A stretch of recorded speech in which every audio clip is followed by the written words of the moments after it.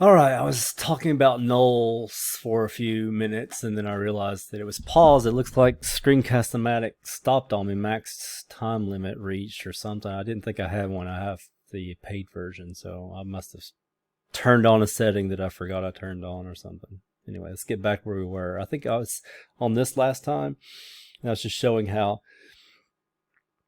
you had, I think I left off where I was showing how it was kind of dressing it up as information because it has a column heading and it's the whole name. Um, and then using this as an example, kind of, I want to go on to the next part, which is, let me get rid of all this output. Let's select star from customers again. Not parentheses, but select star from customers. All right, let's look at it. Date of birth. There's no middle name. So what I would offer, I was in the middle of a tangent about this. I know. Let's go back to the tangent, even though I know they're not the best idea. So I was telling about a story. I might have mentioned. I think I talked about this in a video recently too. I don't know why it keeps coming up, but my dad's name when he was born was Charles Irvin Lee Nicholson. So he had 4 names, which is kind of fancy in my mind. His grandfather didn't like his name though, and he just called him Jack. So when my dad enlisted in World War II, and probably like in school and stuff before that, he just went by Jack. So his name was 4 names, and he went down to 2. So he basically had no middle name. So Jack Nicholson, yes, that's correct. He would have been 100 in 2024. So in 3 years, April, he would be he would have been 100. So he's not named after the other one. He, by the way, it's interesting. He's actually got his mother's name, which is not his father's name. So he's a Nicholson through matrilineal. Anyway. So he wouldn't have the same DNA as me, even if we are related through the Nicholsons. So he doesn't have a middle name. So what would you do if you had a table that had a middle name column? This is where null values come in. So page 35, null values is kind of a contradiction in terms because a null value is not a value. That's the whole point. It's not a 0. For instance, if you had numerical data and you put a 0 in, it's sort of like stand in for no value. Well, 0 is a value. It's 0, but 0 is a value. How much money do you have? Have 0 money. That's informative. That's data. The null would be used for like, let's say, how much money do you have? So what was the the customers that had balance, right? Let's say you had a 0 balance. That's a value. You can get information from that. These are the customers who have no balance, right? But what if you don't know if they have a balance or not? And I think the middle name example is better because I would say you need to find out what the balance is and get it in there. But I can imagine this is one of these decisions you have to make as a database designer, whether you allow nulls or not. They're something that can be used in the database structure, and they can be, I want to say they can be useful. I'm trying to think of examples.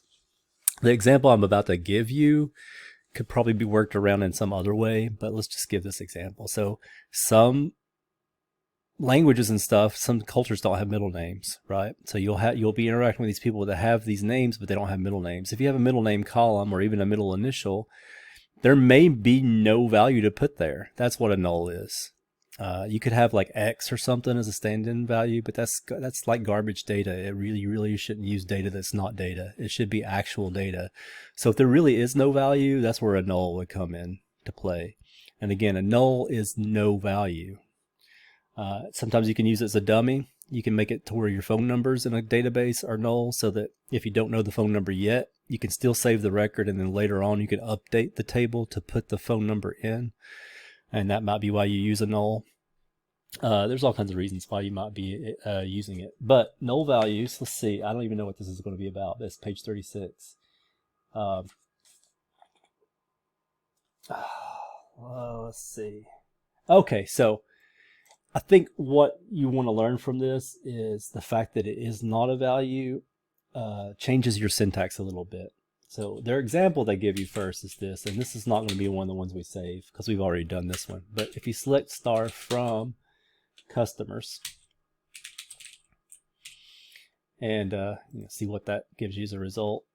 You notice there's no value for the date of birth for Gail Black. I guess we don't know what it is. I don't know what they say in the book. I'm trying to keep the mic in front of my mouth. Maybe you just don't, whoever entered that person didn't know what the date of birth was. Maybe she's like, I'm not telling you how old I am. I don't know, whatever. So that's an example of why you might have a null, and it's one example of data that we have that has a null. So the database was set up to where this could have no value. You can set it up to where it doesn't allow this, and you would either not have the record in the database, or you would have every value, or all.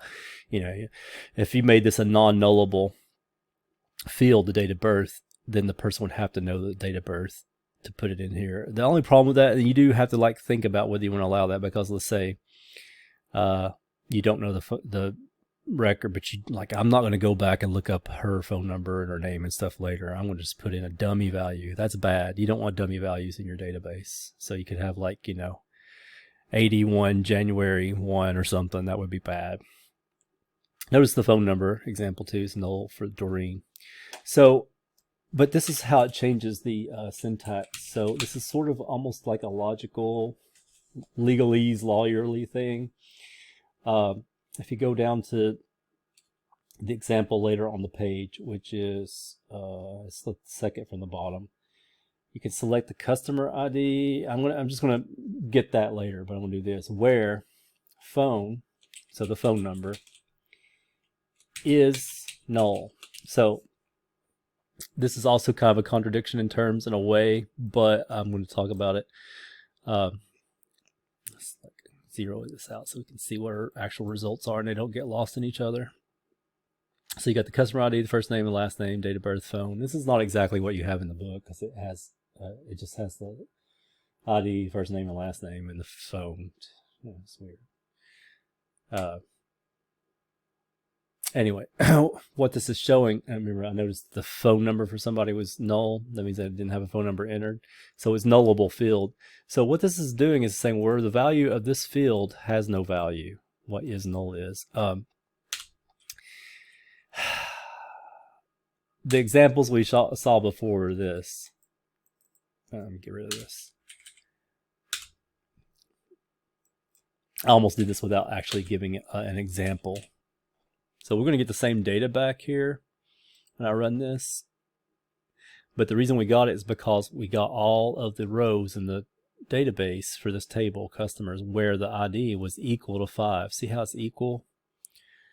That's because 5 is a value. You can't have a value equal to null, because null is not a value. So to get around that sort of legally, logically speaking, instead of having a equal sign here.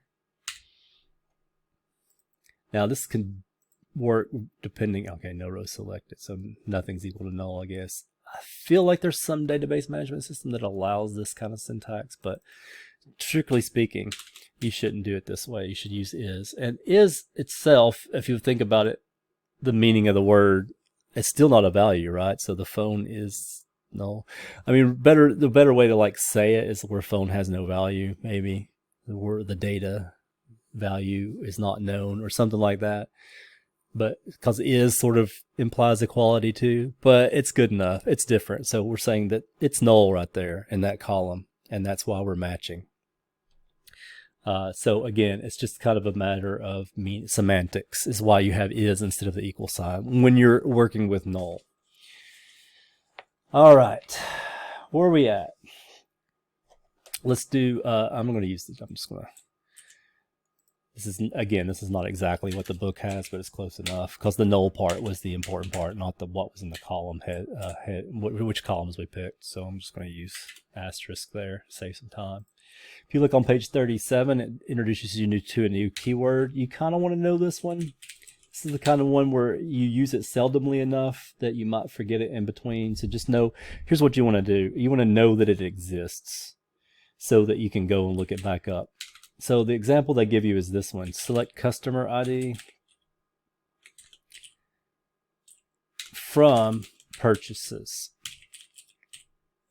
Now let me explain this a little bit.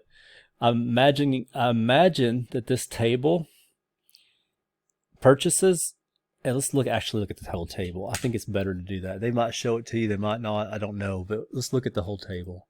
So select star from purchases. What you'll see is it has a product ID, a customer ID, and a quantity. And we haven't actually got to this yet about what a junction table is, and in light of what I've been told about another class, you may or may not know what a join, junction, bridge, associative entity table, these are all sort of synonyms.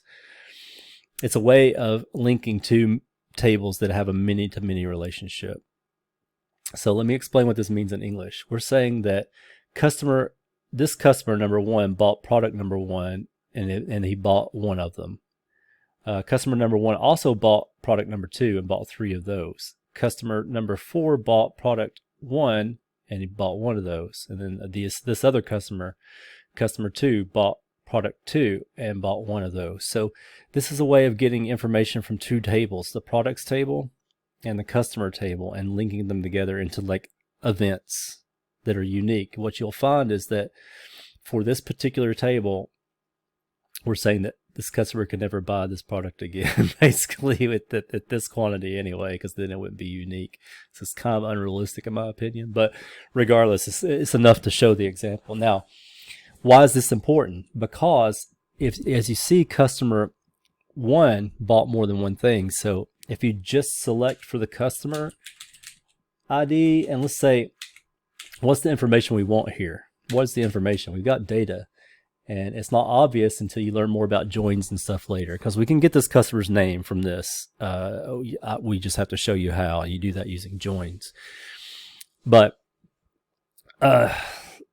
what is this information? What this information is a list of customers who've bought products. So customer one bought something, customer two did, three did, four did, 1, 2, 3, 4 again, and then three again. So what you're getting is redundant information. It's not you can like work out which customers bought something, but it's more work to go through because of the repetition. So one thing you can do is add the keyword distinct. And if you put distinct in front of a column name, it will only return it once if it appears. It's either 0 or 1. It won't do more than that. So that's what distinct is for. The example I can remember is like you had a big bunch of products that were shipped from vendors or something, and they used different companies like FedEx and what's the one, Avert Express and DHL, all these different companies. And the information you wanted was, what are all the different companies that ship goods for us?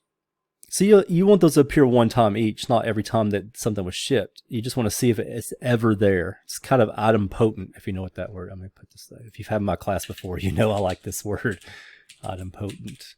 Sort of, not really. Maybe idempotent means it's an action that you take, that if you take the same action again, it doesn't change anything. So if you turn on a light switch, the light's on, right? And then if you turn on a light switch, the same light switch again, it's still on because you didn't push down, you pushed up again. You kind of didn't do anything. That's idempotent. So if you look for DHL, okay, we got DHL. And if you see it again, it doesn't add anything for you. So distinct kind of allows you to like get rid of, okay, short answer, distinct gets rid of the duplicates in your output. That's probably what I should say from the beginning. Okay, comparing values. These are used. I'm going to only do, I want you to look, there's the any operator. I want you to know what that does. But I want to focus on the more basic one. So I'm going to skip it. And I didn't do the distinct, by the way, to add to our script. I might just stop doing that. I just kind of want to talk about the examples now. So let's select product ID. Let's do the table first. Select from the products table. And what we're going to select is the product ID and the name. I don't know why I always type name that way lately. And it's going to be where the product ID is equal to, or I'm sorry, greater than 8. I don't know why you would do this, because the product IDs are kind of like names. They're not like quantities or something. Oh, sorry, product what? Product ID. But still, it shows you how it works. So this is going to show me all the products. Maybe if you add them in order, you want to know all the ones you did recently, right? So above 8, which is the 8th, maybe it's the 8th one you added. So you just get the most recent ones. Maybe that's the information. You always want to think about the question you're asking when you're doing these queries, because that's what it ultimately amounts to. It's the information, right? But you see how it works. So this is a numerical value, and you can use the greater than symbol to compare it to some value. And you do math and all kinds of stuff here and even get even more fancy. But at the most basic level, this is how this works. And if you wanted, here's the other way around. So there's 1 through 7. And by the way, they don't have to be in order like this. This is just happens to be, this is the way this is set up. These could be like all kinds of weird numbers and letters and stuff, as long as they're unique. If it is the primary key, which it probably is. You can use equal signs, right? So now you get 8 as well. So I think that's enough for that example. Let's just show any, because any's cool. So any means you give it a list of values, and if it matches any of those values in the list, then it'll return it. So let's say for the example they have it's for customers, but let's do this one. Let's do 2, 4, and 7. It doesn't kind of make sense to me, but if you did want 2, 4, and 7, you would have, and you didn't have this any, you would have to do. All right, hold on. Let me double check what I got here. It's greater than any of these. So okay, so it's not the best example, but so if the product ID is greater than anything in this list, what does this give you? So it's great. All these are greater than 2. So of course the ones that are greater than 4 will also. What's the example they use? Customer ID is greater than any of 2, 3, and 4. Well, it's kind of a silly example.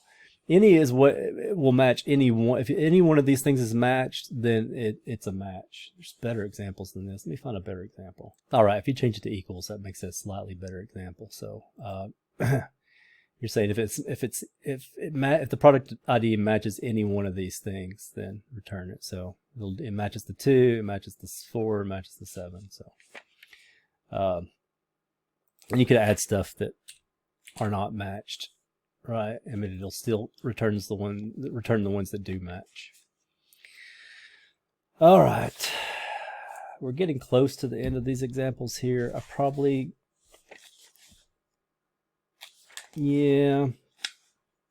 do want to show some of these other things too, so bear with me.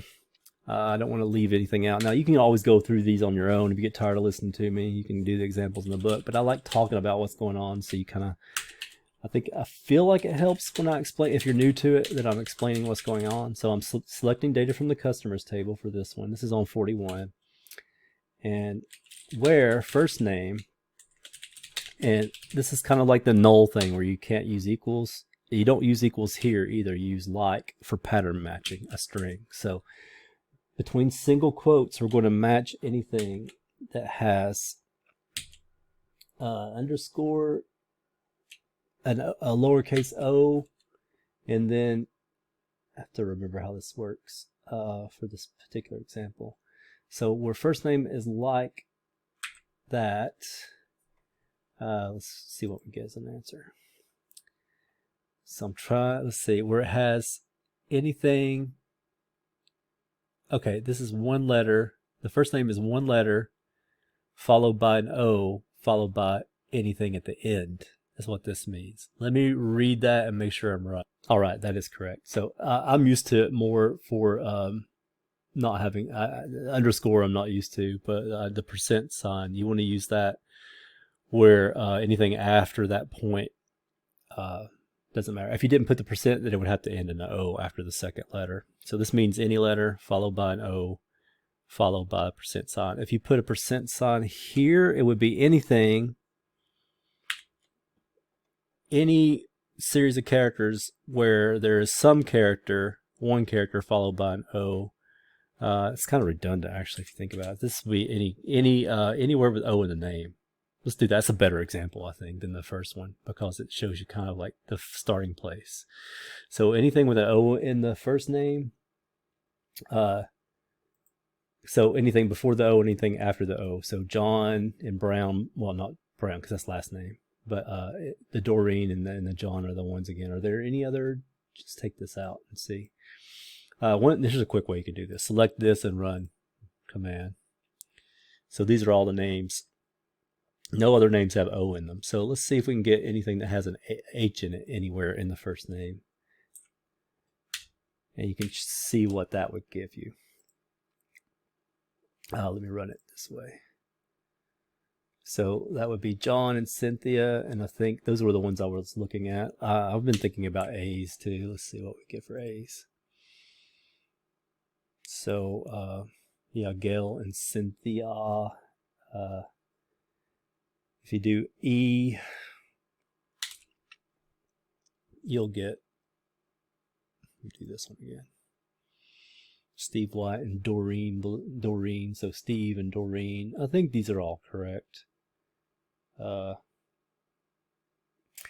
So you can also do, let me find a good example here. Let's see, just people who have YN in their name. And there's more complex pattern matching than this. This is just like the basic one. So if you're ever wanting to look for, like, in your data a certain word, it's kind of like in the data, it's use the parentheses wherever you want. Just remember, this means stuff before and then stuff after. If you leave it off, in this case, Cynthia is in the middle of the word, so that works. But if it's not at the beginning of the word, it's not Inthia. So that's why this doesn't match.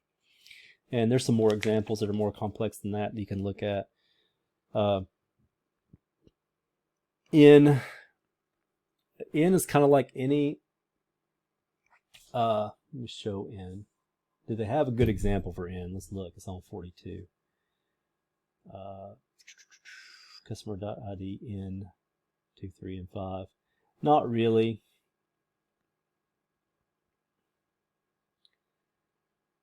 Just look at those examples and compare them to any. There's a difference. If it matches any one of them, then return it. If the thing that you're looking for is in that list, return it. It's kind of similar, but I know there's a slight subtle difference. I will cover that later. Logical operators. I'm going to let you guys look at that because I want to tie this up. I feel like everything except maybe the last part we want to talk about order by really quick. Because you guys have had programming most likely some, and you know what logical operators are, and or, right? It has to match everything if it's and. It only has to match one of the things if it's or. One or both, right? And then there's nots. You can flip the logic that way. Between, I will say between, if you look at 43, just remember between includes the two ends. So you notice that the query on 43 at the top, it's customer ID between 1 and 3. 1, 2, and 3 are included. It's not just 2. So it's inclusive. That's important to know when you use the between word. And the last thing we're going to do, this is the last thing, order by. This is actually feels like more basic to me, like we should have talked about order by already before we talked about things like concatenating the titles and doing aliases and stuff. And I talk about order by in the slide that says the order you do things in. It's the last thing that's done. After you get all the results, then you can sort them, right? And this is all this is, sorting. So by default, select star from customers, order by last name. It's a comma separated list of columns that you want to sort by here. It's the what you put after last name. And by default, let me spell this out. It's ascending. This is a keyword. You don't have to put it ever. If you're sorting, ascending means starting from the smallest to the largest. So alphabetical if you're talking about words. B, B, B, B, right? B, B, B, G, W. That's ascending. If you do want to do it the reverse, then you have to specify descending. So let me do that. To specify descending, you see it's reverse alphabetical order. If you leave it out, it's the same as if you put ASC for ascending in. And then there's this. I don't know if they show this example, but if you have two things that are the same, you have a second order of, so you can do sort by last name, but if they have the same last name, then go to the first name to sort, is what that means. And you can't really see the example here, so I hesitate to do this, but this is an advanced query. You don't have to know this yet. It's not that advanced really, but update customers set, see, what is it? Set last name equals Brown, where customer ID, this is just for the sake of the example. I'm going to, don't do this, by the way. You don't do this. I'm just going to show you what it does. Equals 5. Okay, I'm just going to change this, and then I'm going to change it back. So let's run this command. And one row updated. I think that should have worked right. So I'm going to save this. I'm just going to keep this so I can change it back to blue. I think right. It was blue. So what I'm going to do is open up a new window, just so I can see what's in the customers. So I can do the. Actually, let's do this. I'm going to cut this, put it over here, so I can not have to retype it. I'm just being lazy. This is the only reason I'm doing that. And then I'm going to Control Z back to that last query with the order by, so I have to type in again. And now we should have two people with the same last name, so you can see what I mean. Sometimes if you hit this, it just doesn't do the, doesn't re-execute it. So the script always seems to work though if you do that one. So they're two people with the same name. First, last name, sort by last name first, and if they got the same same last name, then you go to the first name. And you can just keep adding commas and things to sort by for that if you want. There are more sophisticated ways of sorting, but that's good enough for now. So, and again, you notice that this even works because it changes the order, right? Because I think Doreen's 5, so she was after John. If you don't put any sorting, you just print out stuff the way it actually just is in the database, then Doreen's at the bottom, right? Now she moves up because she's a Brown, and then she's D, which comes before John. So that works. And then I'm going to fix my stuff here. I'm going to change this back to blue. Execute that command, one row updated, then double check by running this command again, and she's back to being, well, let's make sure. Sometimes I can't tell if it's updated or not unless I delete the output, but she's back to being blue. I think that ties up. That's page 45. See if 47 has. Yeah, 46 is where there's some more stuff about order by you can look at, but then we start getting into joins, and I don't want to do that yet till next week. Probably next week is when we start talking about joins. So I hope this helps lecture. I hope this is a good review for people who don't remember select. Some of you guys might do this in your job every day, and you're like, this is elementary school. So then in that case, you're probably not watching this video.